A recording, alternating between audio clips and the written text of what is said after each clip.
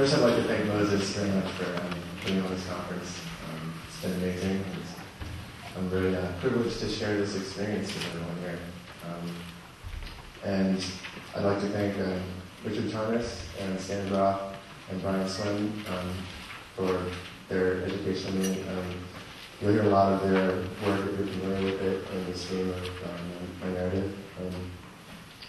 So I'm offering this as one possibility of the future, not an absolute, way things are. Who here is familiar with Stan Groff? Stan Groff. Nice. All right. So he was a Freudian-trained psychoanalyst, MD, PhD in Prague, Czechoslovakia, when he was issued LSD in 1955, which he took and used to develop LSD psychotherapy, where out of the force, basically, from what he was integrating from his research, he was forced to integrate a new cartography of the psyche, excuse me, that correlates to the birth process itself, from what the fetus goes through from conception to delivery. And there's 4 stages in which he broke down this process that he would witness his clients experiencing over and over and over again. Richard Tarnas is a Harvard graduate historian, and he moved to Esalen to study with Stan Groff in 1973. They were taught astrology in 1976 by someone who was just passing through Esalen. And what was fascinating is that astrology gave them the most accurate timing capabilities for LSD sessions or any non-ordinary state of consciousness experience. What happens basically is your ego gets dissolved in some way, and you kind of stick a lightning rod, as Prana says, to the heavens, and you more fully embody your archetypal dynamics in natal chart and by transit at that time, so you can kind of time your sessions. And on top of that, what they noticed was that the 4 stages of birth that Groff had aligned were absolutely correlative to the 4 outer planets. The first stage of birth birth is relatively 9 months of pregnancy, and it correlates to Neptune. It's the undifferentiated union with the divine, with the mother, until first contraction begins, and that's the beginning of the second matrix, and it correlates to Saturn.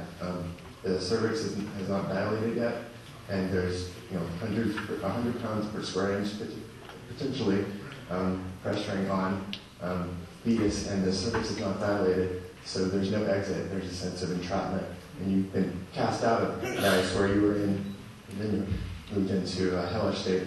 And when the cervix dilates,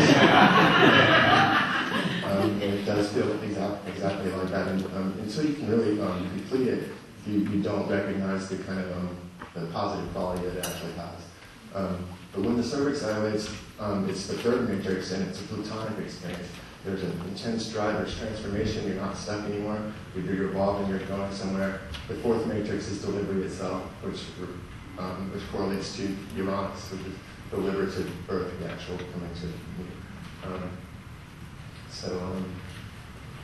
okay, now I'm going to just leave that for a minute, I'll come back to it in a second. The Earth is somewhat between 4.2, 4.5 billion years old, as far as we know. And life is, as far as we know, 3.8 billion years old.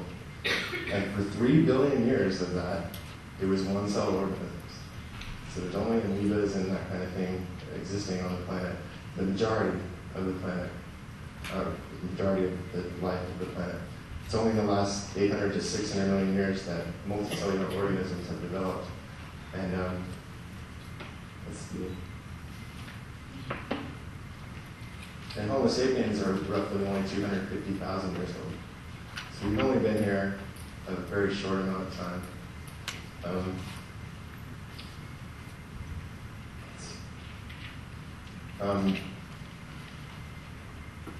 We have a certain self-reflective consciousness that is special in relation to the other primates.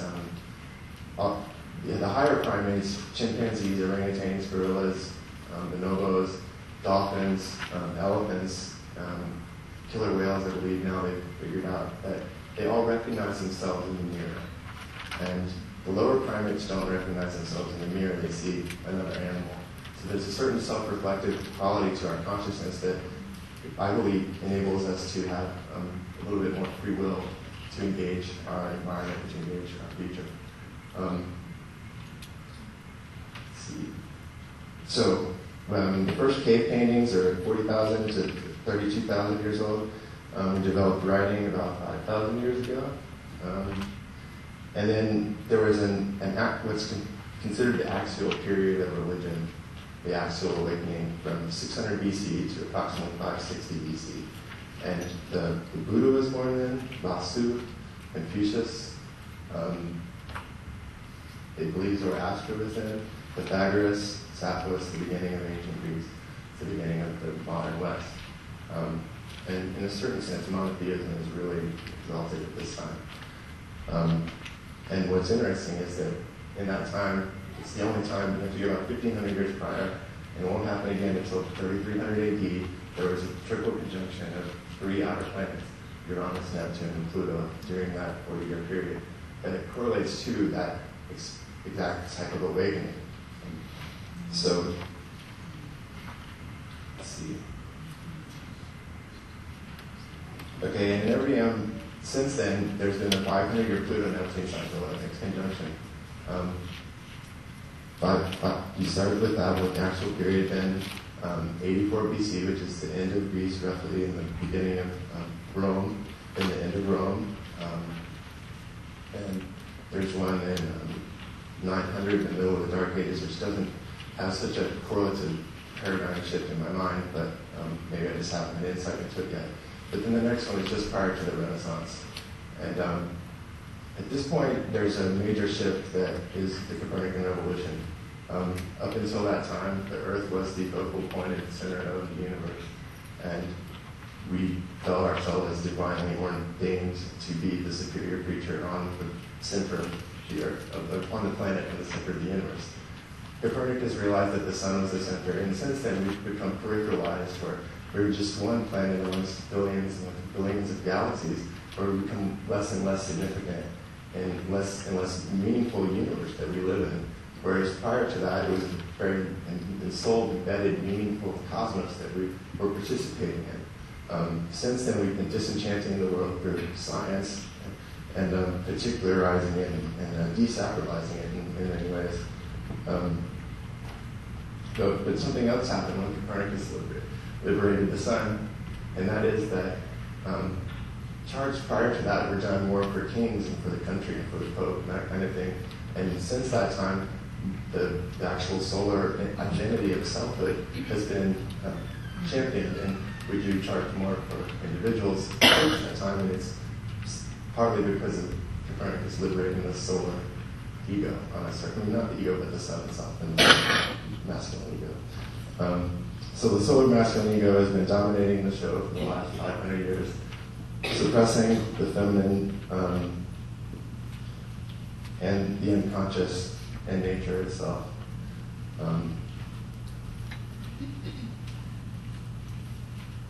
And then along comes Darwin and says that we're just basically a smart monkey at, the highly evolved primate that, is moving and somewhat master of its own domain.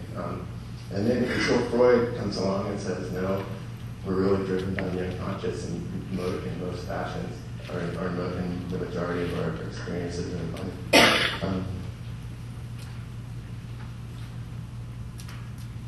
And then, thankfully, Carl Jung brings in the archetypal perspective, and he's actually using astrology for all of his clients. It's not so well known, but he was using astrology for all of his clients from a certain year on. I'm not sure exactly when it was, but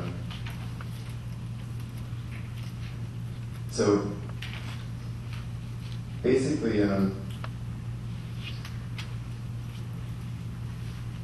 I see the astrological perspective as our way to engage the unconscious, our own personal unconscious, in a very particular way, so you can know your personal dynamics and to know how you can gauge the unfoldment of the universe in time. And at this time in particular, it's interesting with the discovery of Eris actually, and its chaos-like kind of orientation or archetypal dynamics that it, the time that we live in, we're actually we're in the process of the 6th mass extinction. There's been 5 mass extinctions prior in the history of life, and we, the human race, is causing the 6th mass extinction. There are 20,000 species a year that are going extinct, and we're heating the planet, and we actually can't stop the heating of the planet, even if we tried.